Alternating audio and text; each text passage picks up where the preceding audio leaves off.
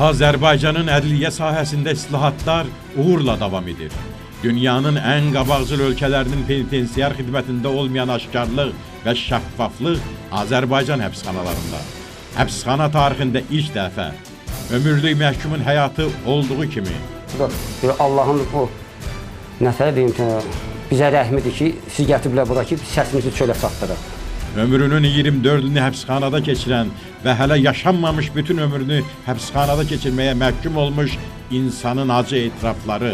Bizim valideynlərimiz var, bizim övladlarımız var. Yəni bizə görə, mən indi 24 ildir buradayam. 24 ildir mənə görə xəcalət çəkilir.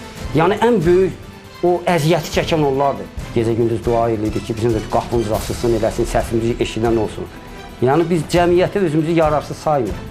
Hər bir insanın səhvi var, günahı var. O demək deyil ki, o adamı silib atmaq lazım.